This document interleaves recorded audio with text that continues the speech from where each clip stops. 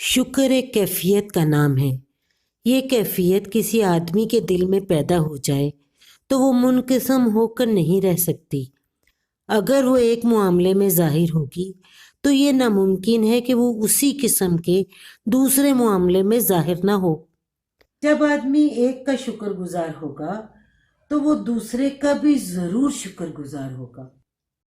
بندے کا احسان آنکھ سے دکھائی دیتا ہے، وہ ایک براہ راست تجربہ ہے۔ اس کے برعکس خدا کا جو احسان ہے وہ ظاہری آنکھ سے دکھائی نہیں دیتا، وہ آدمی کے لیے براہ راست تجربہ نہیں۔ خدا کے احسان کو سوچ کر جاننا پڑتا ہے، بندے کے احسان کو آدمی بذریعہ مشاہدہ جانتا ہے اور خدا کے احسان کو بذریعہ تفکر۔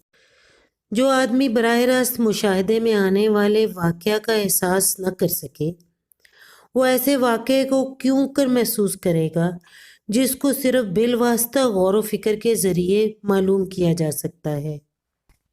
کوئی احسان کرنے والا جب احسان کرتا ہے تو آدمی اس کے احسان کا اعتراف اس لیے نہیں کرتا کہ وہ سمجھتا ہے کہ اس طرح میں محسن کے مقابلے میں چھوٹا ہو جاؤں گا، حالانکہ ایسا کر کے وہ خود اپنا نقصان کرتا ہے۔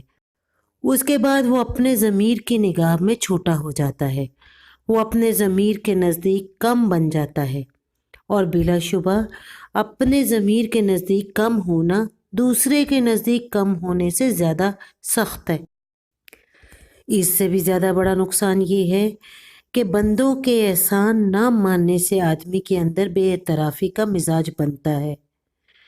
اولاً وہ انسان کا اعتراف نہیں کرتا، اور اس کے بعد اس کا بگڑا ہوا مزاج اس کو یہاں تک لے جاتا ہے کہ وہ رب العالمین کا بھی سچا اعتراف نہیں کر پاتا، اور بلا شبہ اس سے زیادہ گھاٹا اٹھانے والا اور کوئی نہیں جو اپنے رب کا اعتراف کرنے سے عاجز رہے۔ ابو ہریرہ رضی اللہ عنہ کہتے ہیں کہ پیغمبر اسلام صلی اللہ علیہ وسلم نے فرمایا، جو آدمی لوگوں کا شکر نہ کرے وہ خدا کا شکر بھی نہیں کرے گا۔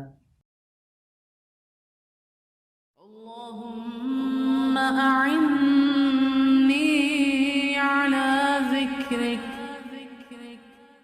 وشکرک وحسن عبادتک۔